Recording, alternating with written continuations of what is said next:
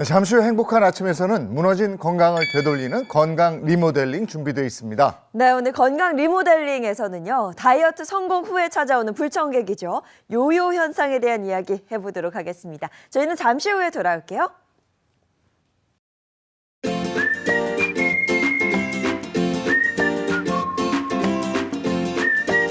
안녕하십니까. 행복한 아침 이재용입니다. 안녕하세요, 정예인입니다. 오늘은 11월 8일 금요일이고요. 많은 분들이 다이어트 생각을 하시거나 다이어트를 실행하고 계신 분들이 있을 텐데 제일 중요한 거는 몸무게가 빠졌을 때 그 몸무게를 유지하는 거. 그렇습니다. 다이어트 굉장히 많은 분들이 늘 고민하고 계신 부분일 텐데요. 오늘 건강 리모델링에서는요. 다이어트 성공 후에 요요 현상이 왜 발생하는지 그 이유부터 요요 현상을 막을 수 있는 비법까지 전해드리도록 하겠습니다. 기대 많이 해주세요. 자, 금요일의 행복한 아침 본격적으로 시작합니다.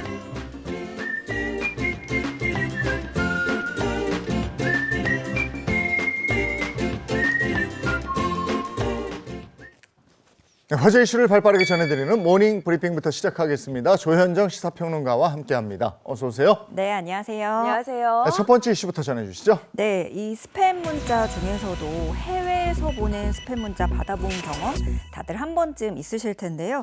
해외 통신사를 거쳐서 보이스피싱과 도박, 성매매 광고 같은 불법 문자를 10년에 걸쳐서 28억 건을 넘게 전송해온 업체들이 붙잡혔습니다. 야, 10년간 28억 건, 억이에요. 28억 건이 넘는 불법 문자를 보냈다. 이게 어떻게 된 일일까요? 그러니까 이게 28억 건이라고 하니까 지난 8월 기준으로 휴대전화 가입자 수가 5,692만 명이었거든요. 이거를 단편적으로 계산을 해보면 전 국민이 1인당 50건씩 받았다. 이런 계산이 나오게 됩니다. 이번에 검거된 게 문자 전송업체가 6개 업체고요. 대표와 개발자 등 20명은 건당 14원에서 20원씩 비용을 받고 의뢰받은 국제발신 문자 메시지를 해외 통신사를 경유해 대량 전송한 혐의를 받습니다. 이들은 사이트 서버를 해외에 두고 해외 SNS로만 문자 전송을 의뢰받았고요.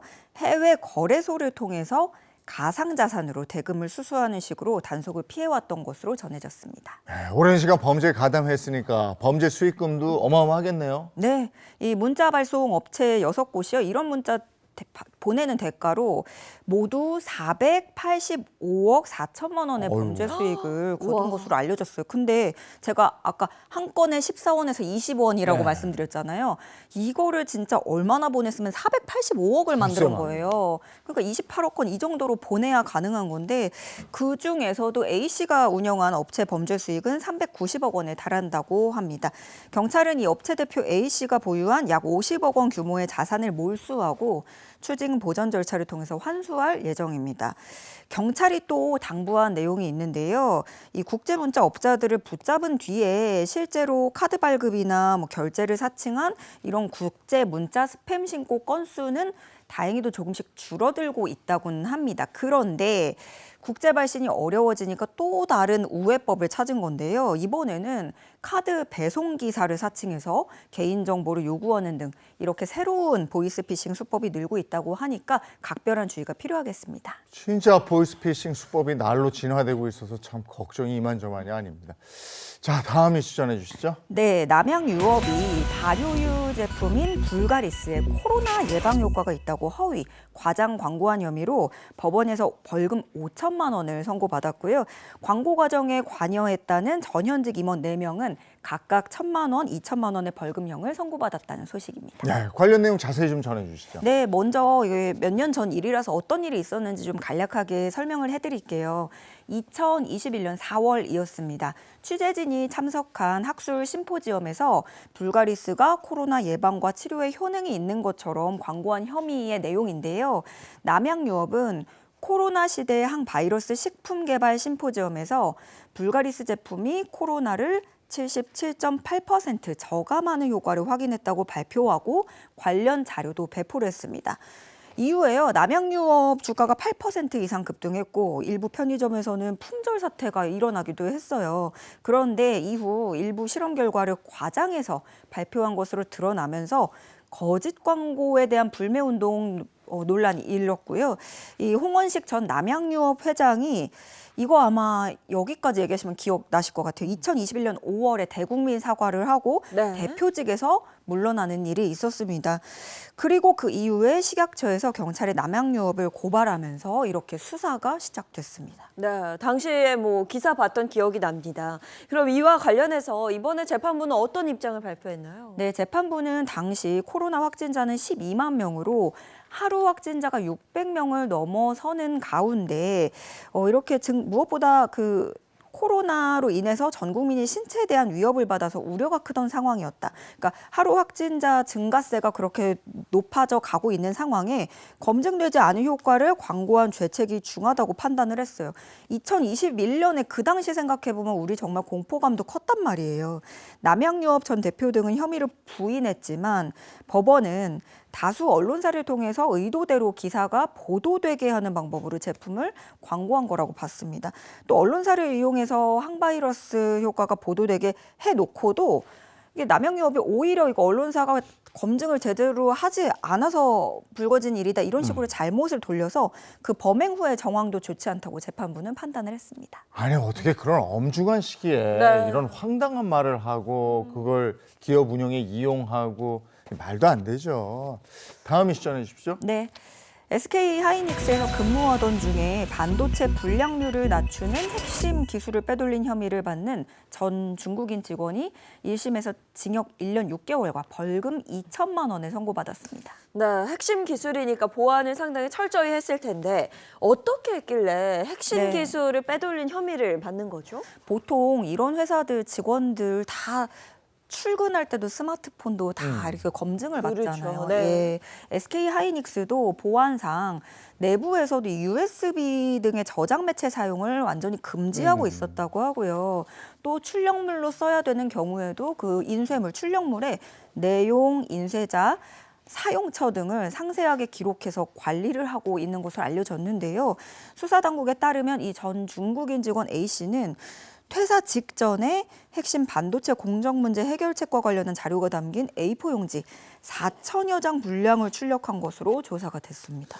퇴사 직전에 핵심 기술을 그런 자료를 출력했다. 이거 의심살 만한 건데. 네. 글쎄 이에 대해서 A 씨가 뭐라 그래요? A씨는요, 이 수사 과정에서 말하기로 기술 유출이 목적이 아니었고 나는 공부를 하고 업무를 인수인계하기 위해서 자료를 뽑은 것이다 라면서 이런 혐의를 모두 부인을 했어요.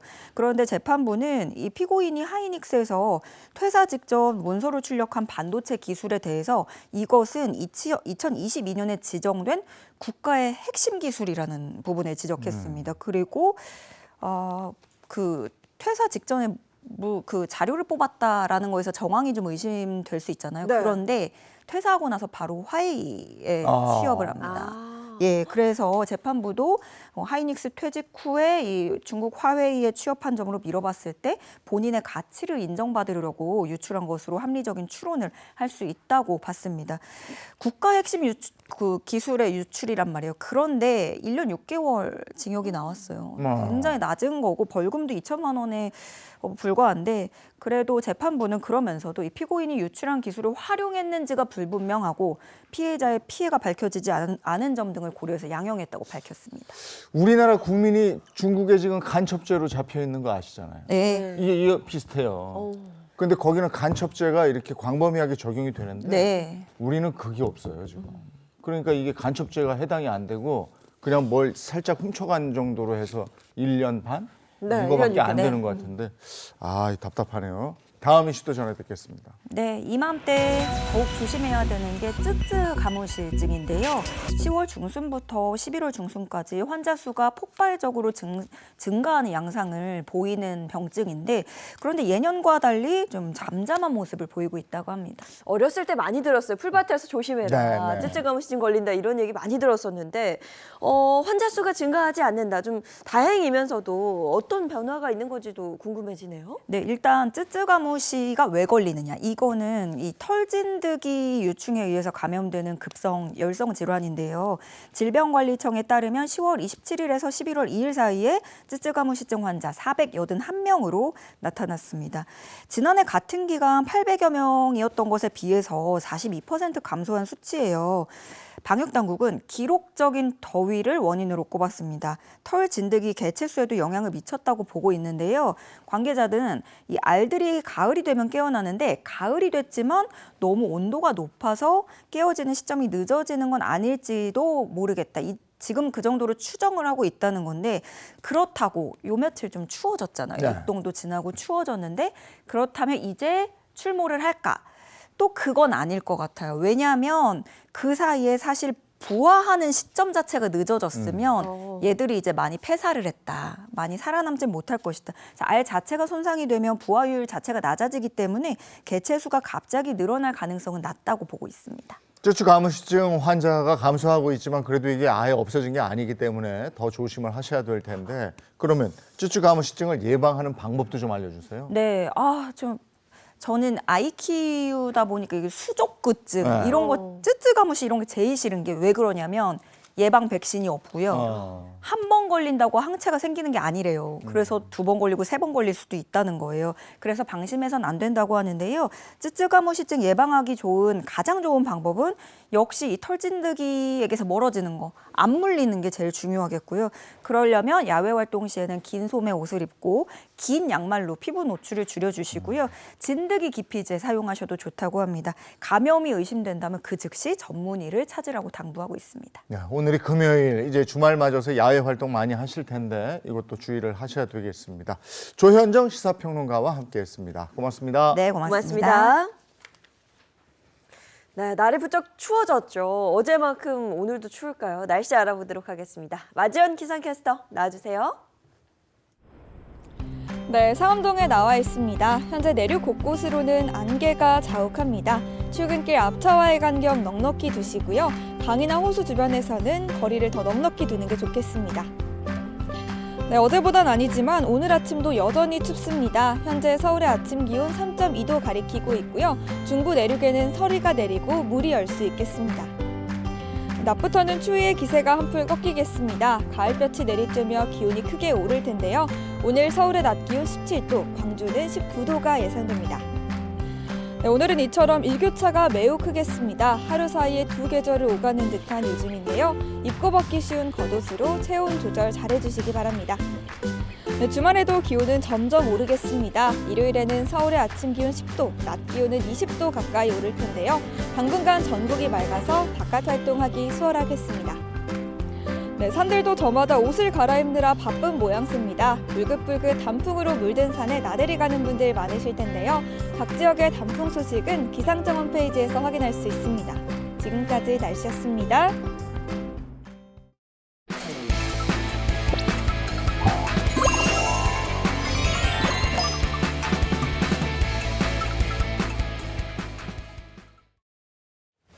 네, 행복한 아침 함께하고 계신 지금 시각이 7시 44분을 향해 가고 있습니다. 이번엔 우리 건강 챙겨보죠. 건강 리모델링 시간입니다. 네, 가장 먼저 든든한 주치의 선생님들부터 소개해드리겠습니다. 장민욱 신경과 전문의, 민혜영 가정의학과 전문의입니다. 안녕하세요. 어서 오세요. 네, 그리고 양기영 소화기내과 전문의와 개그우먼 이희경 씨도 함께합니다. 어서 오세요. 행복한 아침! 오늘 손이 많이 올라가네요. 오늘 약간 동작 짰어요. 네, 동작으로. 예. 자, 연말이 다가오면서 요즘에 건강 검진 때문에 고민하는 분들 많으실 거예요. 뭐 예약도 잘 안 되고 막 이러던데요. 네. 2024년이니까 짝수해 태어나신 분들이 검진 대상이고 어느 정도 나이가 지나면 아마 매년 하셔야 될 거예요. 저도 매년 하라고 그런 것 같은데. 자, 건강검진 했어요? 저도 이제 매년 해야 되는 나이에 이제 접어들어가지고 올해 8월에 건강검진을 했는데 아, 그래요? 이게 뭐 대체적으로 양호하게 나왔어요. 근데 이제 제가 작년보다 지금 살이 좀 이렇게 쪄 있거든요. 그러다 보니까 아무래도 이제 혈관 쪽이랑 콜레스테롤 수치가 좀 높게 나왔어요. 그러니까 아무래도 살을 다시 빼야 될 것 같아요. 예. 아니 건강 뭐 검진하거나 혹은 뭐 건강 관련 이야기 나올 때 꼭 따라오는 게 다이어트입니다. 맞아요. 사실 좀 체중을 감량하는 게 굉장히 중요한 부분인데 다이어트 이거 성공했다 그래서 여기서 또 끝이 아니거든요. 다이어트 후에 체중을 유지하는 거. 네. 맞아요. 요요 오지 않게 하는 게 또 굉장히 중요합니다. 오히려 다이어트 잠깐 성공하고 그 다음에 살쪄서 괴롭다는 분들 더 많이 봤어요. 맞습니다. 그래서 오늘은요, 이 다이어트 성공 후에 다시 한번 겪게 되는 고비, 이 요요 현상에 대해서 좀 자세히 다뤄보려고 해요.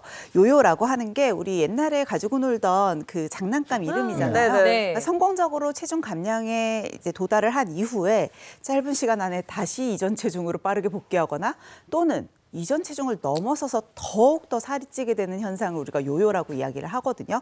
자, 제가 이제 요요에 관련된 숫자 하나를 공개해 드릴 거예요. 네. 이게 어떤 의미가 있는지를 한번 맞춰보세요. 네. 95. 95? 음. 정답! 95 kg 정도는 왔다 갔다 해야 요요다. 1-2kg 왔다 갔다 논하지 말라 이거지. 그건 아닌 것 같고 요요 현상으로 발생할 수 있는 그 부가적인 질환이 95개다. 요거 설득력 있다. 오. 정답 같은데요? 요 가능성 있어요? 꽤 높아 보였지만 정답까지는 아니에요. 우리 둘 다 틀렸어요. 숫자 95가 어떤 걸 나타내는 거냐면요. 바로 퍼센트예요. 95%. 뭐 무슨 무슨 퍼센트? 의미냐면요. 다이어트 성공 기준이 어떤 거라고 생각하세요? 내가 원하는 몸무게에 도달하는 거. 네. 체중 감량 목표에 도달하는 게 다이어트 성공이라고 생각하시죠? 네. 자, 이렇게 다이어트에 성공했다고 주장하는 사람들 중에서 무려 95%가 5년 이내에 요요 현상을 경험한다고 합니다. 그러니까 실제로 체중을 유지한 사람은 5%밖에 되지 않는다는 거죠. 이 정도 되면 다이어트와 요요는 정말 뗄래야 뗄 수 없는 관계다라고도 볼 수 있을 것 같아요. 네. 제가 바로 그 95%의 한 사람이에요.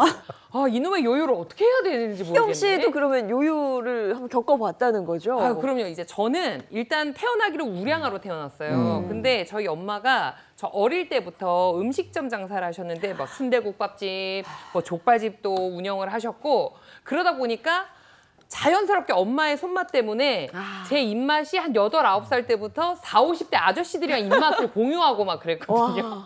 그러다 보니까 살이 한 80, 90kg 정도까지 이제 찌더라고요. 네. 그러다가 제가 이제 K본부 개그 콘서트에서 다이어트 헬스걸로 맞아, 32kg를 맞아. 제가 기억나죠. 그때 뺐었잖아요. 그때 많은 화제였죠. 그래서 매주마다 얼마나 뺐을까 맞아, 이렇게 매주. 확인하는 재미가 있고 이랬는데. 맞아요. 저는 이제 그 덕에 제가 49kg까지 더 뺐어요. 그리고 지금 이제 신랑 만나가지고 그 덕에 결혼도 하고 지금도 집에 가면 거실에 저희 결혼식 그 웨딩 사진이 걸려 있거든요. 근데 이제 저희 남편이 간혹가다 이제 그 웨딩 사진 가리키면서 여보 이 여자 어디 갔어? 이렇게 물어봐요. 그럼 이제 저는 또 이제 남편한테 말을 해요. 그러니까 이 여자는 죽었다. 안 돌아온다. 치지 마라, 잊어라. 이게 저는. 근데 제가 물론 이제 지금도 49보다 많이 쪘지만 제가 최근에 한 2, 3년 전에 90kg까지 다시 쪘다가 지금 20kg를 이게 지금 빼고 있는 중인 거예요. 그래서 이제 제가 요요가 남일 같지가 않은데 도대체 이 요요 현상이 왜 오는 거예요, 선생님? 예, 정말 궁금하실 것 같아요. 지금 그죠? 얘기만 옆에서 들어도. 자, 요요가 오는 이유는 자, 먼저 이렇게 살을 뺄 때 우리가 이제 식사량을 줄이게 되면은 체지방만 빠지는 것이 아니라 이 근육도 소실이 되게 되죠. 자, 그래서 이 우리 몸의 신진대사가 전체적으로 좀 느려지면서 칼로리 소모가 줄어들기 때문입니다. 또 이 체중을 또 너무 급격하게 빼게 되면은 자, 우리 몸이 느끼기에는 얘가 지금 어디 재난 지역에 와 있는 게 아니고 그래서 이렇게 밥을 굶어서 그러는 게 아닌가 이렇게 하다 보니까 생존을 위해서 자꾸 지방을 좀 축적하는 방향으로 경향성이 생기게 됩니다. 네. 자, 그래서 이 다이어트를 중단했을 때 더 많은 지방을 저장함으로써 먹는 족적 우리가 살이 찌게 되는 거죠. 네. 즉 우리 몸이 살이 더 잘 찌게 되는 그런 체질로 변하게 되는 겁니다. 근데 다이어트 초반에는 파이팅이 있어요. 맞아요. 극단적으로 일단 식사량을 줄입니다. 그렇지. 역시 밥을 덜 먹어야 돼. 근데 그렇죠. 그렇게 꽉 묶어놨던 식사량이 한번 딱 터지거든요. 맞아. 그게 딱 한번 터지면 그때부터는 과식 넘어서 폭식까지 그냥 쭉 가더라고요. 아무도 못 말려. 큰일 나죠. 네. 다이어트 한다고 음식 안 먹고 뭐 간헐적 다이어트 많이 하시는데 그러다가 갑자기 음식을 막 먹게 되면은 우리 뇌 속에 있는 쾌감 중추가 작동됩니다. 이 쾌감 중추는 중독 회로와도 연관이 되어 있는데 이 회로가 작동되는 원리에 도파민과 세로토닌이 작동하거든요. 그러니까 그 순간 탄수화물이나 이렇게 달고 짜고 기름질 음식 네. 또 초가공 음식 같은 걸 먹게 되면 일지혈당이 딱 올라가면서 이 쾌감 중추가 작동이 되는데 엄청난 행복감에 빠지게 되죠. 여러분 이제 마치 마약이나 이제 도박 같은 거에 중독된 거랑 비슷한 회로가 작동되는데 어머. 이런 거에 중독될 때 보시면 기존에 있었던 작은 자극들에는 별로 이제 쾌감을 못 느끼게 되죠. 그러니까 나중에 이 적절한 음식을 건강하게 섭취했는데도 잘 먹었다, 행복하다 이런 느낌이 안 드는 거예요. 그래서 더 이 가공이 많이 되어 있고 더 달고 짠 음식들을 더 찾게 되는 거죠. 바로 이런 상태가 반복되면 이게 곧 음식 중독으로도 이어질 수 있는 겁니다.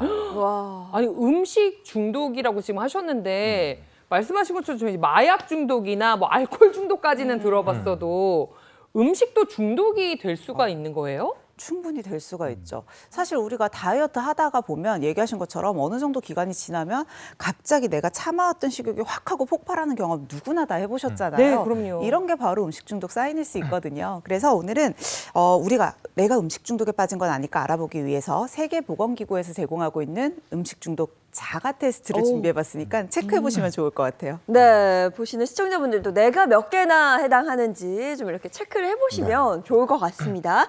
자, 하나하나 좀 살펴볼까요? 자, 1번 음식을 자주 또는 많이 먹느라 일상생활에 불편함을 느낀다. 또 배가 부른데 계속 음식을 먹고 있다.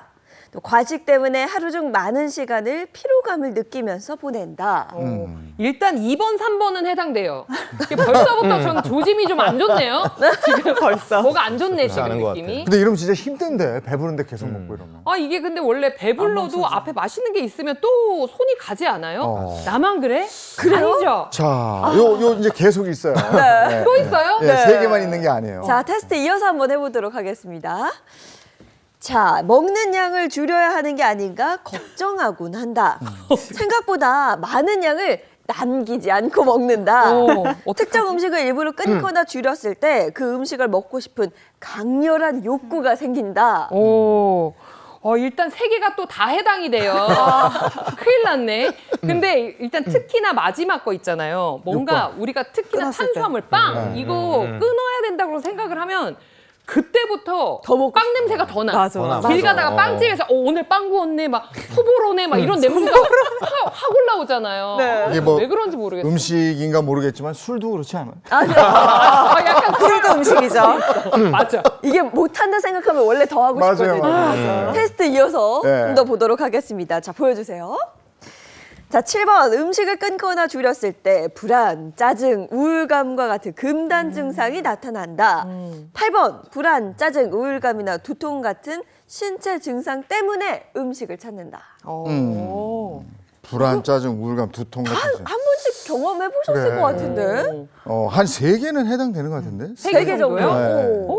희경 씨는요? 네. 저는 그래도 다행히 맨 마지막 7번, 8번은 해당이 안 돼서 앞에 2개, 뒤에 3개에서 전 5개 정도 지금 해당이 되거든요. 5개면 많이 되는 그러면 근데 어느 정도 해당이 돼야 몇 개 정도가 음식 중독에 해당돼요? 이희경 씨 음식 중독 맞아요. 8개 중에 3개만 해당돼도 음식 중독이라고 볼 수가 난 있어요. 턱걸인데 걸려 있는데. 세 개만 돼도요? 지금 여기에서 이제 치료가 제대로 안 되면 폭식이나 또 비만, 또 섭식 장애까지도 이어질 수 있기 때문에 음식 중독이 의심된다면 이제 다음 단계로 넘어가셔야죠. 치료에 돌입해야 됩니다. 네. 예. 자, 실제로 이 정제 탄수화물과 또 인공 감미료가 첨가된 초가공식품의 이 섭취는 이 담배처럼 끊기 어려운 중독성을 유발한다라고 하는 이 미국의 연구 결과도 있었는데요. 자, 대표적인 초가공식품에는 우리 잘 좋아하시는 뭐 탄산음료, 그다음에 아이스크림, 뭐 냉동 간편식, 뭐 소세지 이런 것들이 좀 해당하는데요. 자, 이 연구 결과 성인의 이 초가공식품 이 중독 수치는 14%였는데요. 자, 이 수치가 술에 대한 이런 중독과 비슷하고요. 담배보다는 약간 낮은 수준이라고 합니다. 자, 또한 이 청소년의 12%는 또 방금 말씀하신 것 같은 이 음식 중독 증상에 이제 해당을 했는데요. 이 성인과 청소년의 이 음식 중독 대상이 또 대부분 지금 방금 말씀드린 초가공식품에 해당하였다고 합니다. 네. 자, 또 반복적인 이런 그 금연 노력에도 불구하고 자꾸 담배 피시는 거 다시 재개하고 뭐 이렇게 하는 분들 옆에 되게 많으시잖아요. 또 본인들이 해당하시는 분들도 많이 있으실 텐데 이 초가공식품 또한 이렇게 강박적인 이 섭취를 유발할 수 있다는 점을 좀 고려해 주셨으면 좋겠습니다. 네. 아니 저도 집에 들어가면 자꾸 뭔가를 입에 이렇게 넣고 있어요. 맞아요. 왜 그런지 그 지나가다가 뭐 있나 이렇게 뒤져보고 냉장고 괜히 열어보고 음식 중독이라는 게 무섭게 다가오는데 근데 중년 이후에 보면 그 체중이 줄었다 늘었다 이거 굉장히 다른 건강 문제를 일으킬 수 있다는 거예요. 네, 맞습니다. 체중이 늘었다 줄었다 하는 현상, 그러니까 요요 현상인데요. 네. 자, 이런 요요 현상이 반복적으로 발생할수록 바로 이 질환에 걸릴 가능성이 많아지는데요. 초성으로 준비해봤습니다. 한번 보고 맞춰보세요. 이건 이거는 그거지. 이거 너무 보자마자 쉽다. 알 것 같아요. 네. 이거 바로 떠오르는데 좀 뭐 맞춰도 같으세요? 돼요? 그럼요. 치매. 맞죠? 네, 맞습니다. 치매 정답입니다. 올해 우리나라 연구진에 의해서 발표된 연구 논문이 있었어요. 굉장히 유명한 저널집에 논문이 발표됐는데 우리나라 건강검진 데이터 약 360만 명에 대한 데이터를 분석했습니다. 성인 만 40세에서 65세에 해당되는 성인에게 몸무게의 변화량과 그리고 이제 60세 이후에 치매 발병할 수 있는 가능성에 대해서 살펴봤는데 몸무게의 변화량이 최근 10년 동안 3% 이상만 발생했어도 치매 발병 가능성이 약 1.2배 정도 높은 것으로 보고를 했죠. 그러니까 체중 변동이 조금만 있어도 치매 발병 가능성이 높아진다는 건데 연구에서는 뭐 3%, 5%, 7% 그리고 10%까지 끊어서 봤는데요. 10% 이상 변화가 찾아온 이 환자들 같은 경우에는 이 평균적으로 약 2배 정도 치매 발병 가능성이 높았습니다.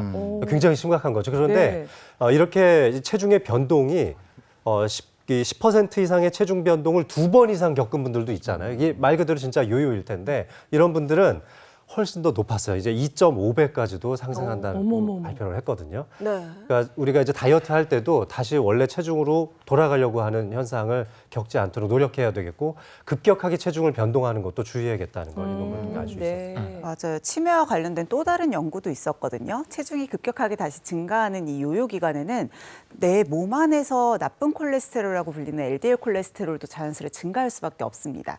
이게 인지 기능에 영향을 준다는 거예요. 특히 이 LDL 콜레스테롤의 증가폭이 가장 컸던 구간에는 실제적으로 뇌로 가는 혈류량이 정상보다 감소했다고 합니다. 근데 이거 제가 지금 좀 당황한 게 네. 한 번도 생각해보지 못한 부분이에요. 그냥 다이어트 성공하면 마냥 좋았는데 그 체중이 자주 오르내리고 변동폭이 크면 치매로 연결될 수 있는 위험이 높아진다. 충격적입니다. 충격이야. 근데 요요 현상이 또 어떤 영향을 미칠 수 있을까요? 예. 이뿐만이 아니라 무서운 이야기가 계속 이어집니다. 자, 이런 체중의 변화가 극심한 사람일수록 사망 위험률도 올라간다고 합니다. 사망 위험. 사망이요? 자, 국내 성인 남녀 26만 명을 대상으로 한번 조사를 해봤더니 이런 체중 폭이 극심했던 그런 변화가 컸던 그룹은 그렇지 않고 변화가 별로 없었던 그룹에 비해서 전체 사망 위험률이 33%나 높았고요. 심혈관 질환 사망 위험률은 31%, 암 사망 위험률은 11%나 높았다고 합니다.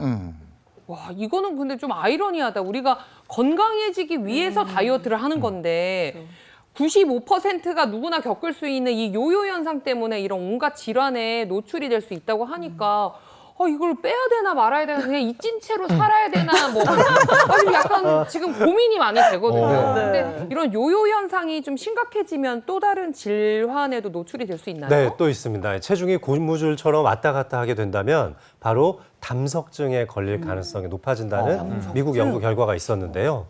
담석증이라는 것은 간에서 만들어진 담즙이 담관을 통해서 이제 배출되게 되는데 일시적으로 그걸 이제 가둬서 보관하고 있는 장소를 담낭이라고 하죠. 그래서 이 담낭 안에 결석처럼 이제 작은 알갱이들이 생기는 병인데요. 또는 이제 담관 쪽으로 흘러 들어가다가 거기에서 막히는 현상들도 생깁니다. 이 요요 현상이 반복될수록 콜레스테롤에 대한 간의 대사 능력이 떨어지기 때문에 이 담낭 기능도 떨어지면서 담석이 발생할 가능성이 높다고 알려져 있는데요. 이 담석의 크기가 작은 것은 뭐 조그마한 좁쌀 크기부터 생기지만 큰 거는요 작은 골프공 정도 크기 정도 굉장히 커지기도 하거든요. 자, 그런데 이럴 때 이제 발생할 수 있는 여러 가지 통증이나 이제 담석증에 해당하는 증상들도 있지만 문제는 이런 현상들이 반복될수록 담낭암에 걸릴 가능성이 어. 네, 담관암에 걸릴 가능성이 10배 정도 높아진다는 어머머. 보고도 있었습니다. 내게 담석이 있는지 없는지 알 수 있는 방법, 증상은 뭐가 있습니까? 이게 문제예요. 사실 담석증이라고 하는 건 돌이 있는 상태 그 자체를 말하다 보니까 대다수의 사람들은 증상이 없거든요. 그러니까 본인이 담석증에 걸린지 모르고 그냥 안 좋은 생활 습관이나 식습관을 유지하시는 분들이 많다는 거죠. 가장 좋은 방법은 건강검진입니다. 정기적으로 검진을 해서 내가 증상이 없더라도 내 담낭이나 담관에 돌이 있진 않은지를 확인해 보시는 게 좋겠고요. 사실 평소에는 특별하게 증상이 없겠지만 결국 얘네들이 관을 막았을 때 통증이 생길 수 있고요. 또 하나는 주변으로 염증을 유발할 수 있거든요. 이러면 담낭암으로 번지겠죠.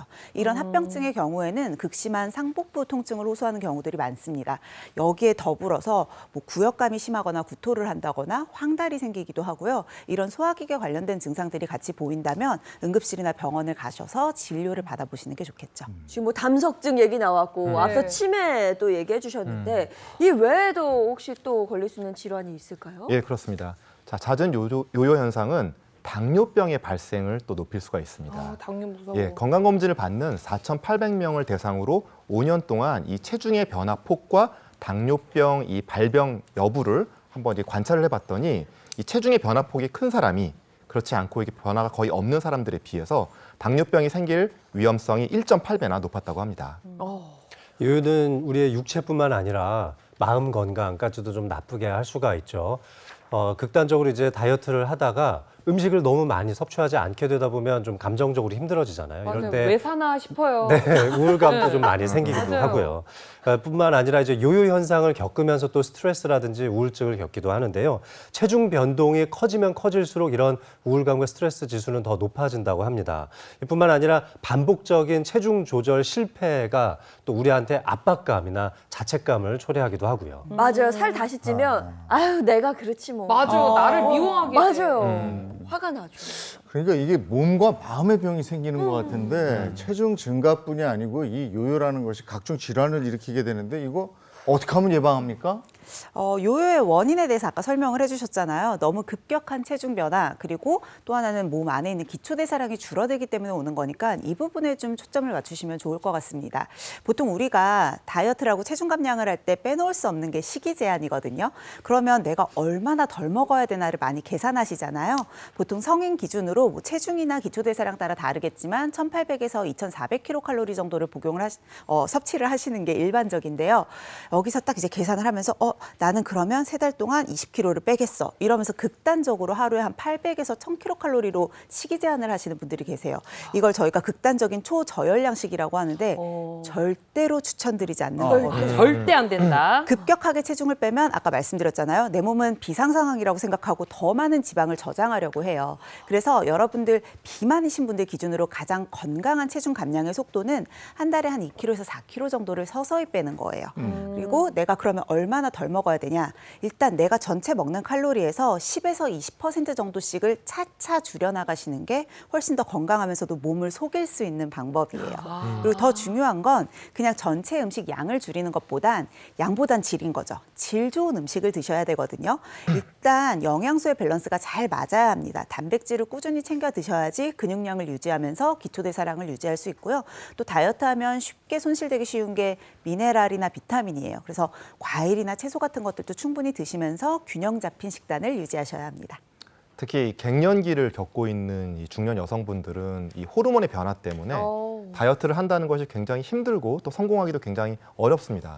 자, 그런데 그러다가 정말 어렵지만 성공을 하시는 분들이 있어요. 네. 그렇게 성공을 하게 되면은 야, 드디어 이제 나는 이제 뭐 식단이고 뭐 운동이고 이제 그만 다 내려놓고 다 옛날에 정말 편했던 정말 행복했던 그 시절로 돌아가고 싶다. 뭐 이런 마음이 드는 게 그 우리 누구나의 끝나면 바로 그 생각이 바로 인지상정이 들어요. 맞아요. 네. 그렇죠. 그래서 사실은 이 다이어트를 성공했을 때 이것을 좀 유지하는 기간을 좀 충분히 갖는 것이 정말 중요합니다. 이 다이어트를 성공한 이후에 유지 기간을 뭐 짧게는 한 6개월에서 길게는 한 1년 정도를 이렇게 갖는다면은 자, 우리 몸이 느끼기에는 이렇게 빠져 있는 우리 상태, 이 상태를 원래 정상 상태다. 이렇게 인지를 하게 되고 요요로부터 좀 멀어지게 되는 거죠. 네. 자, 게다가 이제 우리 체중 유지하려면 네. 이 식단 조절도 중요하지만 사실 운동 빼먹을 수 없잖아요. 아, 맞아요. 근데 운동도 식단처럼 좀 길게 보셔야 되거든요. 네. 그러니까 이제 6개월에서 1년 넘게 계속 운동도 하셔야 되는데 유산소 운동만 하지 마시고 근력 운동도 하셔야 됩니다. 그래서 근력 운동하면서 근육량이 많아지게 되면 기초 대사량이 상승하게 되잖아요. 그러면 예전과 똑같이 먹어도 지방으로 축적되는 비율이 좀 적어지겠죠. 많이 태워지니까. 그러니까 살찔 수 있는 가능성도 상당히 적어지니까 운동도 꼭 좀 잘 챙겨주셨으면 좋겠습니다. 네. 뭐 운동도 중요한데 저의 경우를 비춰보면은 저는 기분이 좋고 막 행복할 때는 의외로 그 행복감에 젖어가지고 음식 생각이 잘 안 나는데 유독 스트레스를 받으면은 뭐라도 먹어야겠는 거예요. 배 안 고픈데도 뭘 자꾸 막 시켜 먹고. 그러니까 이 스트레스 관리하는 것도 요요 현상에 도움이 되나요? 아주 정확하게 이야기를 해주셨어요. 사실 스트레스라고 하는 게 식욕을 조절하는 데 있어서도 굉장히 중요한 인자 중에 하나입니다. 우리 몸에서 스트레스를 받게 되면 여기에 대해서 내가 어느 정도 대응을 하기 위한 스트레스 호르몬들과 스트레스에 대한 방어 기제들이 나오거든요. 그 중에 하나가 식욕이에요. 스트레스를 받은 건 공격이니까 내가 빨리 여기에 대응하기 위해서 에너지를 만들어내야 되잖아요. 그러니까 네. 계속 음식을 먹도록 내 몸을 유도하는 거예요. 그래서 사실 이런 말도 많이 하시죠. 스트레스 받느니 나는 그냥 다이어트 안 하고 살래라고도 이야기하시는데 네. 이게 약간 잘못된 방향인 게요. 내가 스트레스를 풀 수 있는 걸 음식 말고 다른 방향으로 돌리시면 됩니다. 네, 스트레스 받을 때 음식을 먹는 거 말고 이 스트레스를 풀기 위해서 평소에 좋아하는 취미 생활을 좀 찾으시는 것도 좋고요. 여가 생활을 갖는다거나 휴식을 취해서 적절하게 스트레스를 좀 덜어낼 수 있다면 음식에 대한 갈망이나 집착도 좀 줄어들게 되겠죠. 또 하나 좀 관리하셨으면 좋은 게 수면이거든요. 질 좋은 수면을 하게 되면 식욕도 조절이 되면서 스트레스 조절도 가능합니다. 자는 동안 호르몬의 배치가 이루어진다라고 생각하시면 되거든요. 그래서 내가 좀 건강도 생각하고 체중 관리도 하고 싶다라고 하면 적절한 수면을 통해서 피로를 덜어내는 것도 스트레스 관리에 좋은 방법이 될 수 있습니다. 아니 그리고 스트레스 막 받았을 때 네. 아 나 스트레스 받으니까 슴슴한 샐러드 먹어야지 이런 거 절대 없지. 짜고 막 맵고 달고 이런 거 먹어야 되나, 먹으니까 그럴 때. 더 안 좋은 것 같아요. 그러면 요요를 막기 위해서 이것만큼은 지금 당장 끊으세요 하는 게 뭐가 있을까요? 그렇죠. 중요한 게 있습니다. 자, 다이어트의 최악인 음식은 네. 설탕이 많이 들어간 음료입니다.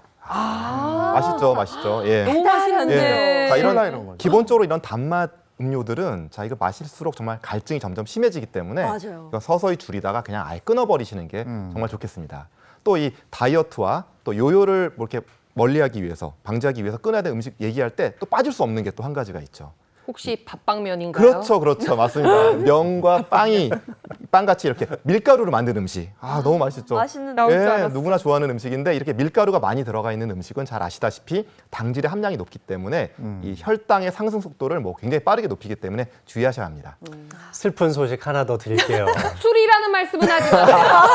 저 거기까지는 못 참아요. 죄송합니다. 자, 이제 연말 다가오면서 술자리 많으실 텐데 안 돼. 술도 요요 현상 피하려면 정말 주의가 필요합니다. 자, 우리가 술을 마시게 되면 간을 뿐만 아니라 우리 몸 전체 대사가 술에 집중할 수밖에 없어요. 그래서 술을 먼저 분해하는 데 쓰게 되고 그리고 술에서부터 나오는 칼로리도 만만치 않거든요. 그 칼로리를 모두 다 태워서 쓸 때까지 그동안 먹었던 안주, 음식들 고스란히 다 지방으로 축적되게 됩니다. 그러니까 지방이나 단백질 대사 과정이 굉장히 천천히 되게 되면서 우리 몸의 여러 가지 에너지들을 비축하게 변하게 되니까요. 이 술도 연말엔 좀 주의하시는 게 좋겠습니다. 이게 술이라는 게 배가 좀 출출하고 배고프면 술도 고프다. 그래서 그 상황을 안 만들어주는 것도 술 좀 자제하실 때 중요한 것 같아요. 네. 자, 이번에 희경 씨가 Q&A 준비해 놨는데 다이어트에 관련된 Q&A 시작해 주시죠. 그럼요. 오늘도 돌아온 희경이의 Q&A. 첫 번째 질문부터 나가겠습니다. 일단은 저 같은 경우도 저도 그렇지만 이렇게 여성분들 보면은 사우나나 찜질방에 가서 땀을 막 내신단 말이에요. 그렇죠. 근데 그 목적이 살 빼러 가시는 분들이 있어요. 근데 이게 실제로 이렇게 땀을 그렇게 빼면 체중이 빠지나요? 아, 많이들 하는 질문이시고 네. 다들 많이 궁금해하실 거예요. 자, 사우나나 찜질방에서 땀을 흘리시게 되면은 그것은 이제 수분의 손실을 의미하게 되죠. 자, 그렇지만 이 비만의 근본적인 원인인 체지방은 뭐 그대로 남아 있는 거고 수분만 소실되게 되는 거죠. 자, 그렇다 보니까 순간적으로는 체중 감량 효과를 볼 수가 있어요. 순간적으로 우리도 행복해지죠. 맞아요. 예, 그렇지만 지방을 많이 분해하거나 그런 것은 아닌 것으로 알려져 있습니다. 그렇기 때문에 수분이 빠진 거니까 수분을 다시 섭취하게 되면 금방 바로 원래 몸무게로 좀 돌아오게 되는 거죠. 그래서 식혜를 먹나 봐요. 자, 반면에 운동을 한다는 거. 이것은 정말 우리 몸에 있는 탄수화물과 지방을 태우면서 체온이 올라가고 그 과정에서 땀을 흘리게 되는 거기 때문에 자, 운동하면서 흘린 땀이 정말 진정으로 우리 살을 빼는 거다. 이 점을 꼭 기억해 주시기 바랍니다. 아, 네. 배신감. 네. 정말 운동하기 힘들어서 사우나 가서 네. 냉탕 온탕 다니면서 땀 뺀 건데. 아, 노폐물인 줄 알았는데 그러니까요. 수분이었대. 붓기만 살짝 빠진 거였습니다. 이거 기억하셔야 될 것 같아요. 네. 다음 질문은요. 네, 두 번째 질문은 이게 다이어트를 하면 살은 빠지잖아요. 근데 왜 이렇게 피부가 푸석푸석해지는지 모르겠어요. 그래서 저는 그 이유가 알고 싶어요. 다이어트를 하면 왜 피부가 안 좋아지는지. 내가 다이어트를 하는데 피부가 안 좋아지고 푸석푸석해지고 건조해진다. 잘못하고 계신 겁니다. 원래 건강한 다이어트를 하면 피부는 더 좋아지게 돼 있어요. 그런데 내가 푸석푸석한 건 뭐냐면 내가 너무 영양소를 제대로 섭취하고 있지 않다는 거예요. 그러니까 식이 제한을 하다 보니까 내 몸 안에 들어오는 단백질이나 아니면 미네랄 또는 비타민 같은 성분들이 너무 부족한 거죠. 보통 미네랄이나 비타민이 부족하면 세포의 재생이 이루어지지 않습니다. 그러니까 피부 세포도 제대로 재생이 안 되니까 푸석푸석해지고 장벽이 무너지겠죠. 게다가 단백질이 부족하면 내 몸에서 단백질 굉장히 많이 차지하고 있는 것 중에 하나가 콜라겐이거든요. 네. 피부에 있는 콜라겐도 제대로 재생이 되지 않겠죠. 마지막으로 또 하나 필요한 영양소가 필수 지방산인데 다이어트 한다고 지방을 안 먹어요. 그러면 내 피부 겉에서 내 피부를 지켜주는 피부 장벽이 지방 성분이거든요. 이것들이 제대로 생성이 되지 않으니까 물을 많이 마신다고 해도 다 날아갈 수밖에 없어요. 그래서 다이어트를 하실 때는 수분을 많이 보충해 주셔서 피부에도 수분을 주는 것도 중요하지만 단백질과 적당량의 필수 지방산을 같이 섭취하시고요. 또 그럼에도 불구하고 계속 피부가 푸석하다면 비타민과 미네랄까지 챙기시면 좋을 것 같습니다. 네. 알겠습니다. 다음 질문은요. 마지막 질문은 저희 직장인분들을 대표해서 제가 질문을 하나 드릴게요. 오. 왜 이제 연말이 다가오고 있잖아요. 네. 그럼 이제 송년회가 온단 말이에요. 네. 회식도 많아지고 술자리 생기고 한단 말이에요. 근데 이제 제발 가지 말아라, 먹지 말아라 이런 말씀 말고 우리 직장인분들이 그 자리를 좀 지혜롭게 대처할 수 있는 방법을 네. 알려주시면 좋겠어요. 자, 일단 직장인들 좀 선택지가 많지가 않죠. 네. 내 마음대로 식사를 다 고르지도 못하잖아요. 아마 점심 식사 같은 경우는 직장 근처에 있는 식당에서 많이들 하실 텐데 이럴 때 맵고 짠 것 같은 좀 자극적인 식사는 피해주는 게 좋습니다. 뭐 예를 들면 다 같이 국밥집 가서 국밥을 먹더라도 네. 뭐 다대기 같은 건 조금 건져내고 건더기 위주로 먹되 뭐 밥은 조금 덜어내고 말아서 드시면 더 좋겠죠. 그리고 이런 본격적인 식사를 하기 전에 콩나물이나 시금치 같은 나물 반찬 조금 먼저 집어 배를 드시다가 채워요? 먹으면 좋을 것 같고요. 자, 그런데 문제는 사실 술입니다. 저녁 때 이제 저녁 식사와 같이 이제 회식 자리에서 술을 많이 하실 텐데 이럴 때 안주 선택이 중요하겠죠. 뭐 삼겹살 구이보다는 수육을 선택하실 수 있다면 더 좋을 것 같고요. 뭐 부대찌개보다는 뭐 회나 해산물 같은 요리와 곁들여서 술 한잔 하실 수 있다면 더 좋을 것 같습니다. 그리고 이제 어쩔 수 없이 기름진 고기를 먹었다. 그럼 네. 마지막에 후식 드시죠. 거기 밥 볶아 드시고 또 아니면 냉면도 냉면 먹어줘야 드시는데 되는데. 네, 이런 거 좀 자제하실 필요가 있고 또 과일 안주를 곁들여서 드실 분도 많을 텐데 과일은 괜찮겠지라고 생각하지 마시고 그냥 좀 입가심할 정도, 입맛을 좀 다실 정도로만 과일 곁들여서 술을 드시면 좋을 것 같고요. 커피 네. 블랙으로만 드십시오. 믹스가 안 됩니다. 어제도 우리 행복한 아침 팀이 건강을 위해서 남산을 걸었거든요. 네. 걸으면 뭐 하나 내려와서 돈가스에 맥주를 또 신나게 먹고. 너무 행복했잖아요. 안 돼, 안 돼. 자, 그리고 지금부터는 다이어트 할 때 요요 때문에 굉장히 힘든 일을 많이 겪으셨다는 분인데요. 건강 리모델링을 통해서 요요 없는 아주 건강한 삶을 살고 계신 분이 있어요. 근데 그 전에 그 모습을 보기 전에 이분의 그 문진표를 한번 보겠습니다. 네.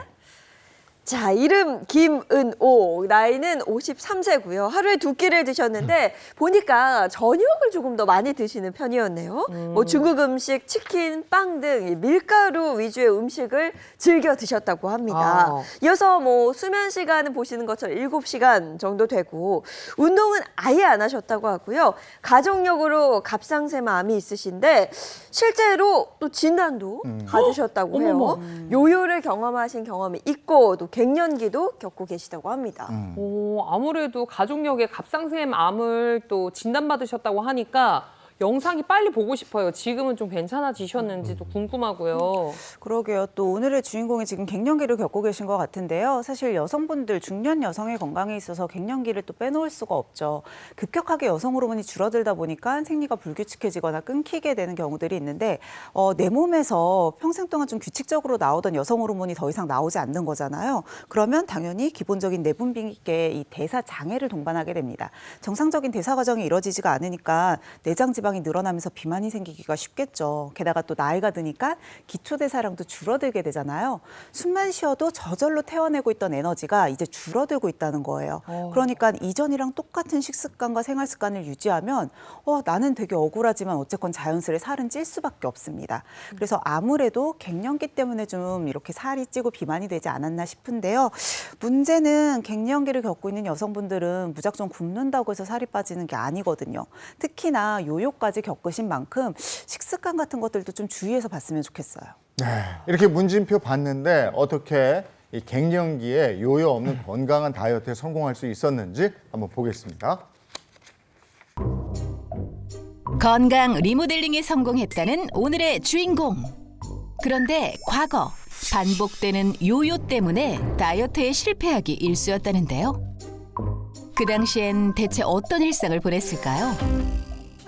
자녀들도 출가했겠다. 남편이 출근하면 그저 할 일 없이 하루를 보냈다는 은옥 씨. 소파를 벗어나는 법이 없었다는데요.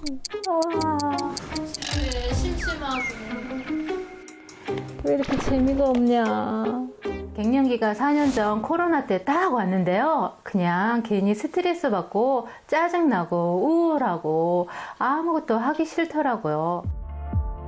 갱년기 때문에 체중이 52kg에서 72kg까지 늘어나 비만이 됐답니다.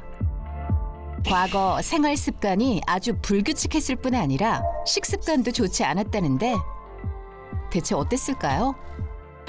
그냥 다 먹었어요. 시도 때도 없이 먹고 싶은 대로 다 먹고 관리 안 하고 먹는 걸로 스트레스를 풀곤 했어요. 살이 찌자 귀차니즘이 극도로 심해져 주방에서 음식을 해먹고 설거지하는 것조차 싫었답니다. 그래서 배달 음식으로 매 끼니를 때웠다는데요. 당시 가장 즐겨 먹었던 음식은 다름 아닌 짜장면과 탕수육. 와, 맛있겠다. 너무 맛있겠는데? 주체할 수 없는 식욕에 밤낮 없이 과식과 폭식을 반복하다 보니 자꾸만 나이살이 늘어났답니다. 아니 탄산음료까지 드시는 거예요? 배불러. 근데 아니 먹자마자 바로 소파에 누우시는데요? 식사 후에 바로 눕게 되면 소모되지 않은 열량이 또 그대로 지방으로 축적되기 때문에 체중도 다시 늘거든요. 그렇게 걷잡을 수 없이 불어난 체중. 다이어트를 결심하게 된 데에는 남다른 계기가 있었다죠. 어느 날 병원에 가서 건강검진을 했더니 갑상선 암 초기라고 했어요. 내가 이 병에 왜 걸려야 되나, 나만 걸려야 되나 너무 울적했어요. 갱년기를 겪고 있던 3년 전 갑상샘암 수술을 받았다는 은옥 씨. 그날 이후 본격적으로 다이어트를 시작했답니다. 그런데 다이어트 방법을 몰라서 그냥 극단적으로 굶었어요. 일주일에 2-3kg씩 빠지더라고요. 그런데 그게 쭉 유지되지는 못했어요. 입이 한번 터지면 폭식하게 되고 그래서 오히려 5kg씩 더 찌더라고요. 그렇게 요요가 반복되면서 다이어트를 결심하고 살이 더 많이 쪘어요. 굶고 폭식하고를 반복하는 등 극단적인 다이어트를 하다 보니 요요를 피할 수 없었다는 것. 하지만 꾸준히 노력한 끝에 무려 15kg 감량에 성공했다는 사실. 그 어렵다는 갱년기 다이어트에 성공해 버킷리스트였던 바디 프로필까지 촬영했답니다. 정말 대단하죠? 식생활 습관을 대체 어떻게 바꿨길래 반복되는 요요를 극복하고 갱년기 다이어트에 성공할 수 있었을까요? 과거엔 아침밥 대신 늦잠을 택했던 은옥 씨. 지금은 삶은 달걀과 요구르트 등 아침밥을 가볍게 먹는 루틴을 지키고 있답니다. 그리고 타이머 울리네. 건강한 다이어트를 위해 알람까지 맞춰놓고 매일 아침 챙겨 먹는 게 있다는데요. 대체 뭘까요? 이거 비엔알 17 유산균이라는 건데요. 장 건강뿐 아니라 체질 개선 도움이 된다고 해서 챙겨 먹고 있어요. 반복되는 요요에 지쳤던 은옥 씨는 건강한 체질로 바꾸는 게 먼저라는 생각에 유산균을 챙겨 먹게 됐답니다. 갱년기 다이어트를 하면서 가장 힘들었던 건 좋아하는 음식 참기였다는데요. 그래서 나름의 방법을 찾았답니다. 감자떡 만들려고 하는데요. 제가 원래 빵순이 떡순이었거든요. 근데 다이어트 할 때 빵떡 참는 게 참 힘들었는데 대신 먹을 수 있는 걸 만들려고 해요. 건조 감자 플레이크로 간단하게 으깬 감자를 만들어준 다음 동그랗게 뭉쳐주고요. 따뜻한 물에 라이스페이퍼를 불려 으깬 감자를 감싸줍니다. 이렇게만 먹어도 감자떡 느낌이 나겠지만 고소한 콩가루를 묻혀주면 인절미 같은 감자떡 완성이요. 은옥 씨는 이 감자떡이 일반 떡보다 칼로리가 낮고 포만감을 느낄 수 있어 자주 만들어 먹는다네요. 여러분도 다이어트 할 때 빵이나 떡이 당긴다면 한번 만들어 보세요. 다이어트를 결심하고 나선 배달 음식을 멀리하고 영양소 고루 갖춘 균형 잡힌 식단을 챙겨 먹은 덕분에 요요를 극복할 수 있었다는 은옥 씨. 단순히 식습관만 개선한 건 아닌데요. 매일 저녁 그녀가 발도장을 찍는 곳은 왔다. 늦었네. 저희 딸이자 우리 운동 선생님이세요. 저희 엄마가 처음에 혼자 운동하다가 요요 현상이 왔다가 이제 어려우셔가지고 저한테 도움을 요청하셨어요. 사실 은옥 씨가 갱년기 비만에서 탈출할 수 있었던 데는 딸의 공이 아주 컸다죠. 딸이 PT 센터를 운영하는 트레이너지만 혹여 짐이 될까 싶어 처음엔 혼자 운동했다는 은옥 씨. 매번 작심삼일로 끝나고 요요도 반복되다 보니 딸에게 도움을 요청했답니다.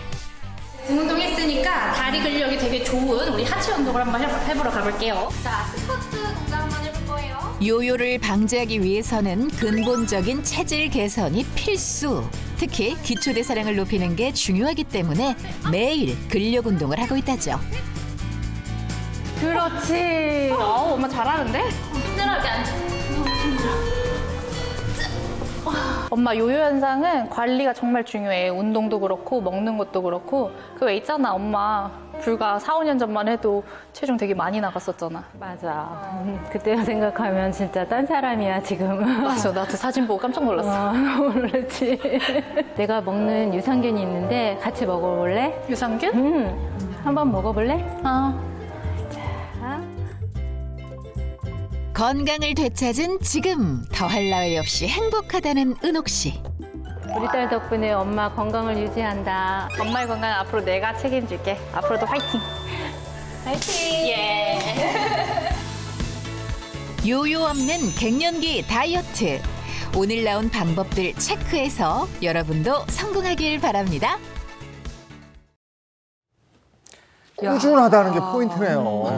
네? 사진 봐요. 여자, 너무 멋있어요. 다이어트 체중을 잘 유지하고 계셨어요. 유지한다는 게 중요한 거예요. 와, 근데 지금 저 애프터 사진 보니까 지금 너무 아름답지 않아요? 너무 멋있어요. 근데 일단 살이 한번 탁 빠지면 과감한 의상을 한번 입어보고 싶어. 맞아. 근데 저도 49kg까지 뺐을 때 그때 이제 생애 처음이자 마지막으로 비키니 화보도 한번 찍어보고 네, 영원히 추억 속으로 묻혔지만 이거 너무 아름다우시더라고요. 이 갱년기에 대단하시더라고요. 다이어트 성공하는 게 정말 어려운데 다이어트에 성공하고 그걸 유지한다는 거 요요 없이. 네.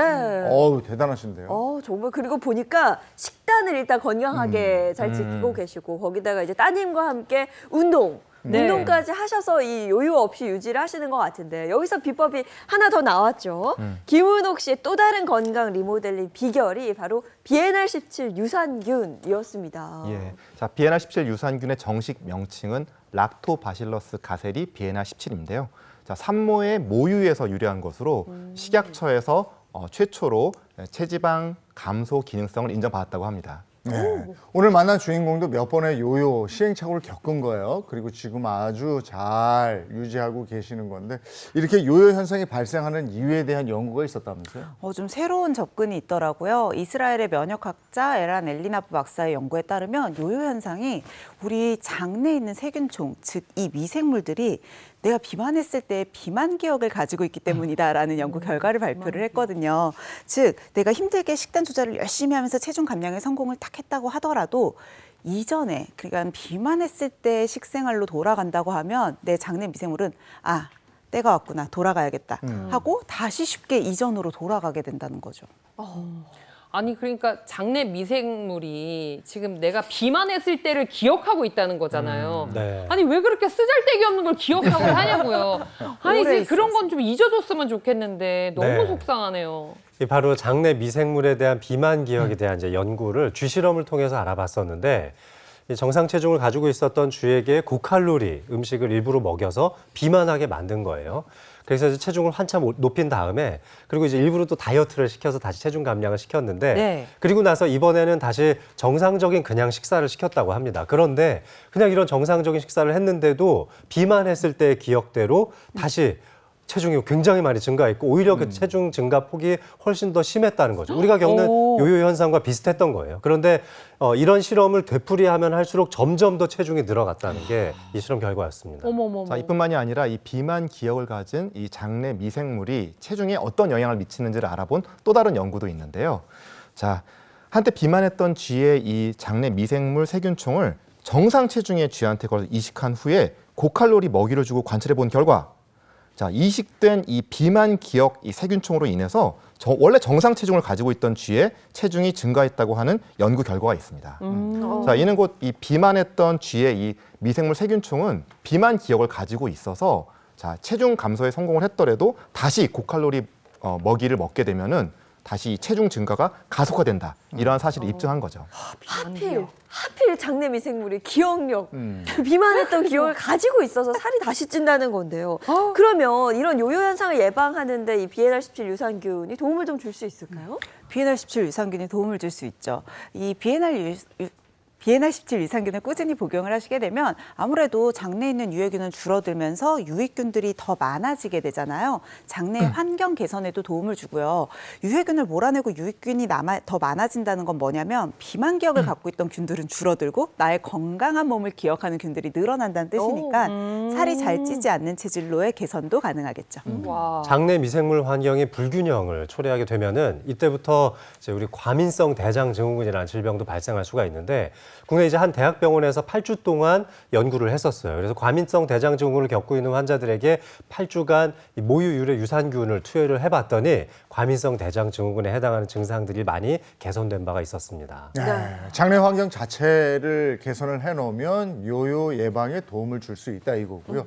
또 하나가 요요가 오는 것 중에 가장 큰 원인이 식욕 폭발이거든요. 맞아요. BNR17 유산균이 이 식욕 조절하는 데도 도움을 줄 수 있는 건지 이것도 궁금하네요. 예, 그렇습니다. 도움을 줄 수 있습니다. 자, 우리의 이렇게 널뛰는 이 식욕을 조절하는 식욕 억제 조절 유전자를 호르몬을 렙틴 호르몬이라고 하는데요. 자, 여기서 문제 한 가지. 네. 자, 우리가 음식을 좀 과도하게 먹었어요. 네. 그럼 이 렙틴 호르몬이 많이 나올까요? 조금 나올까요? 그러니까 지금 렙틴 호르몬이 식욕을 조절하는 호르몬이라고 했으니까 음식을 많이 먹으면은 그만큼 좀 많이 나와야 되지 않아요? 네, 맞습니다. 그렇죠. 너무 당연한 거죠, 어떻게 보면. 네. 자, 음식을 많이 먹으면 이 렙틴 호르몬도 많이 과다하게 분비가 됩니다. 자, 그런데 여기서 문제가 뭐냐면 이게 너무 과다하게 많이 나오게 되면 우리 몸이 이 너무 많은 렙틴 호르몬에 대해서 더 이상 반응을 하지 않게 된다는 거예요. 예, 이렇게 식욕을 다스리는 호르몬의 이 말을 우리 몸이 듣지 않게 되는 상태를 렙틴 저항성이라고 부르는데요. 자, 이렇게 이 렙틴 저항성이 생겼을 때 BNR17 유산균이 이 높은 렙틴 호르몬 저항성 수치를 정상 수치로 낮추는 데 도움을 줄 수가 있습니다. 네. 즉, 이 렙틴 저항성을 조절해서 자, 비만 상태를 정상으로 되돌릴 수 있다는 거죠. 그럼 BNR17 유산균 우리 몸에는 어떤 영향을 미칠까요? 우리가 너무 좋아하는 음식들 있잖아요. 밥, 빵, 면떡. 네. 아까부터 계속 드시면 안 된다, 줄이셔야 된다라고 말씀을 드리는데요. 그 이유가 탄수화물 때문이라고 설명을 드렸어요. 근데 사실은 탄수화물은 두 가지 종류로 나눌 수가 있거든요. 크기가 작은 단당류와 크기가 좀 크고 포도당 분자들이 막 수만 개까지 뭉쳐 있는 다당류가 있어요. 근데 딱 생각을 해봐도 크기가 작은 단당류는 내가 먹으면 금방 내 몸에 흡수돼서 혈당을 확 올리겠죠. 이게 좀 비만의 주범이라고 볼 수 있습니다. 빵, 떡, 면 이런 것들이 이 단당류들이 많아서 저희가 피하라고 말씀을 드리는 거거든요. 하지만 이 BNR17은 이렇게 좀 몸에 안 좋을 수 있는 단당류를 많이 묶어서 다당류로 전환을 시킵니다. 그러면 아무래도 흡수를 더디게 하고 몸 밖으로 배출을 좀 도와줄 수 있으니까 우리의 혈당이나 비만 관리에도 도움이 되겠죠. 그런데 우리 몸에 흡수가 잘 되면 좋은 거 아니에요? 이게 어쨌든 단당류긴 하지만 탄수화물은 우리 몸에 필요한 영양소라고 하셨잖아요. 맞습니다. 우리 몸에 어느 정도는 필요하죠. 하지만 과다했을 경우에 문제가 될 수 있죠. 단당류가 좀 과다하게 섭취된 포도당이 굉장히 빠르게 이제 우리 몸에 혈당을 높이게 되는데 과도하게 높아진 혈당 때문에 사실은 체지방이 증가되는 게 문제입니다. 반면에 다당류 같은 경우는 잘 흡수가 안 되니까 우리 몸 바깥으로 체외 배출이 굉장히 쉽게 된다는 용이성이 있죠. 예, 자, 이것을 이해를 돕기 위해서 제가 영상을 하나 준비를 했는데요. 자, 한번 같이 보시도록 하겠습니다. 자, 먼저 이 왼쪽에 있는 빨간 자석이 우리 몸에 흡수가 잘 되는 바로 그 단당류고요. 네. 자, 옆에 있는 파란 자석을 BNR17 유산균이다 이렇게 한번 가정을 한번 해보도록 할게요. 자, 단당류의 경우에는 저기 보이는 저 쇠철망, 그죠? 이게 소장벽인데 이 소장벽을 통과해서 패널을 이렇게 쉽게 통과돼서 너무 통과. 흡수되는 것을 알 수가 있습니다. 그렇게 되면 이제 혈당이 빨리 올라가게 되고, 체지방이 증가되게 되겠죠. 자, 그런데 자 이때 이 BNR17 유산균을 섭취한 후라고 한번 가정을 해볼게요. 자, 이렇게 막 붙어 있죠. 네. 자, 단당류가 이 BNR17 유산균을 만나서 몸집이 큰 그런 다당류로 변했어요. 벌러지네. 예, 크기가 커졌기 때문에 소장벽으로 쉽게 흡수되지 않는 것을 확인할 수가 있겠습니다. 실제로 BNR17 유산균을 섭취한 후에 동물 실험을 통해서 얼마나 대변에 이 다당류 함량이 많은지를 비교해본 연구가 있었는데요. 쥐를 대상으로 총 12주 동안 모유 유산균인 BNR17을 섭취하게 한 후 대변을 검사해봤어요. 그 결과 쥐의 변에 포함된 다당류 함량이 무려 5배나 증가한 것을 확인할 수 있었습니다. 즉 BNR17 유산균을 꾸준히 섭취하면 탄수화물이 흡수되는 것보다 몸 밖으로 배출될 수 있도록 도와준다는 거죠. 네. 음식으로 섭취한 탄수화물이 BNR17을 만나서 몸 밖으로 배출된다는 건 알겠는데 근데 이미 우리 몸 안에서 커질 대로 커진 지방세포 있잖아요. 이게 BNR17 유산균의 도움을 받아서 작아질 수 있어요? 네, 이 BNR17 유산균이 지방세포의 크기를 줄이는 데 도움이 될 수 있습니다. 자, 우리 몸에 있는 지방세포를 좀 살펴보면 갈색 지방세포와 백색 지방세포로 나눠볼 수 있는데 특히 이 백색 지방세포 같은 경우는 우리가 먹고 쓰여지고 남은 칼로리를 저장하는 역할을 합니다. 음식을 좀 많이 먹게 되면 이게 이제 백색 지방세포의 크기를 키우는 데 영향을 미치는 거죠. 자, 그래서 요거를 좀 이해를 돕기 위해서 준비된 실험 영상도 있습니다. 네. 한번 보시면 자 노란 풍선 요게 이제 백색 지방 세포인데요. 음식 많이 먹으면은 백색 지방 세포 점점 커지죠. 네. 자 요거 얼마만큼 커질까요? 커지는 크기가 무려 우리 신체 내에서는 400배까지 커질 수 있다고 합니다. 400배요? 아니, 4배라고 해도 믿기지 않는데 400배가 커질 수 있다. 이거 끔찍합니다. 그러니까요. 정말 지방세포 하나가 정말 400배까지 이렇게 커진다고 하니까 정말 생각만 해도 너무 끔찍한데요. 자, 그런데 이때 바로 이 BNR17 유산균이 도움이 될 수가 있습니다. 자, 영상 한번 같이 보시도록 할게요. 자, 백색 지방세포가 커진 상태에서 BNR17 유산균을 섭취를 하면요. 이 커졌던 백색 지방세포의 크기가 줄어들 수 있고 어머머. 다이어트에 도움이 되게 됩니다. 줄어들고 있어. 자, 이 BNR17 유산균이 백색 지방 세포의 크기를 줄이는 데 좀 도움이 될 수 있는데 쥐에게 10주간 BNR17 유산균을 먹였더니 백색 지방의 세포의 그 크기가 35% 정도 감소된 걸 확인한 바도 있었거든요. 많이 줄었다. 백색 지방에 대해서 지금 말씀해 주셨는데 그럼 갈색 지방은 우리 몸에서 어떤 역할을 합니까? 갈색 지방은 좀 좋은 지방이라고 생각하시면 돼요. 우리 몸에서 오히려 에너지를 태워내면서 지방을 줄이는 역할을 하거든요. 그 옆에 있는 백색 지방도 같이 태워내는 데 도움을 줄 수가 있죠. 이 BNR17 유산균은 실제로 지방 산화에 관여하는 유전자의 발현을 증가시킨다라고 하는 많은 연구 결과도 있어요. 지방 산화라고 하는 건 결국 지방을 태워낸다라는 뜻이니까 지방을 많이 연소시켜서 체지방 감소에도 도움을 준다는 뜻이죠. 예. BNR17 유산균이 지방 산화 유전자 발현에 도움을 주는지 알아보기 위한 연구가 또 있었는데요. 자, 실제로 10주 동안 쥐에게 이 BNR17을 투여한 결과 지방 산화에 관련된 유전자의 발현 증가를 확인할 수 있었습니다. 네. 근데 사실 가장 중요한 건 그래서 우리 몸에는 어떤 변화가 생기느냐 이 부분이거든요. BNR17 유산균 섭취했을 때 우리 몸에는 어떤 영향을 미칠까요? 네, 너무 이제 동물 실험 말씀만 드려서 네. 궁금하신 것 같은데 인체 적용 실험 결과도 있습니다. 좀 과체중인 이제 환자분들 대상으로 BNR17 유산균을 12주간 섭취를 시킨 연구가 있었는데 허리 둘레가 이분들이 평균 95.4cm였거든요. 근데 12주간 복용을 시켰더니 이 허리 둘레가 90.4cm로 감소했으니까 무려 5cm나 줄어든 거죠. 그만큼 복부에 있었던 내장 지방이 줄어든 걸 반영한 결과라고 할 수 있겠습니다. 또 다른 연구 결과도 있어서 좀 소개를 해드릴게요. BNR17을 꾸준히 섭취한 후에 신체 변화를 살펴봤더니 우리가 비만을 판단하는 기준이 체질량 지수 BMI거든요. 이 지수가 전반적으로 감소를 했고 또 엉덩이 둘레와 중요한 내장 지방 또한 감소하는 것을 임상시험을 통해서 확인할 수가 있었습니다. 네. 또 아까 요요 현상이 당뇨병 발병을 유발할 수 있다 이랬는데 BNR17이 혈당 조절에 도움이 됩니까? 예, 정말 너무너무 많은 부분에서 도움이 되고 있는데 이 BNR17 유산균이 혈당 조절에도 도움을 줄 수가 있습니다. 자, 당뇨병이 있는 그런 쥐한테 10주간 모유 유산균을 투여하는 그런 실험을 한번 수행을 해봤는데요. 자, 그 결과 체내에서 이 포도당을 옮기는 수용체가 증가하면서 이 인슐린 저항성 개선에 도움을 주고요. 혈중에 있는 인슐린 농도를 낮추는 것이 확인되었습니다. 네. 자, 또 다른 동물 실험에서도 12주간 BNR17을 투여했을 때 공복 혈당이 유의하게 감소했다고 하는 그런 연구 결과도 있었습니다. 자, 그럼 그 밖의 효능도 더 알아볼까요? 요 국내 연구진이 했던 건데요. 이제 동물 실험이긴 합니다만 근손실 감소에 이제 좀 개선 효과를 줄 수 있다는 연구 결과가 있었거든요.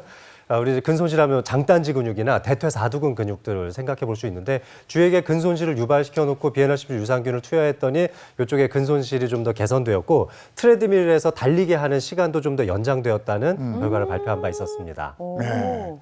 BNR17 유산균 챙겨 먹을 때 주의할 점은 뭐가 있겠습니까? 예, 아까 장민호 원장님 말씀하셨는데 인체 시험을 해서 이 안전성이 확보된 제품인지 확인해 보셔야 되고 또 식품의약품안전처에서 체지방 감소 기능성을 좀 인정받은 제품인지 한번 꼼꼼히 따져보시고 선택하시는 것이 좋겠습니다.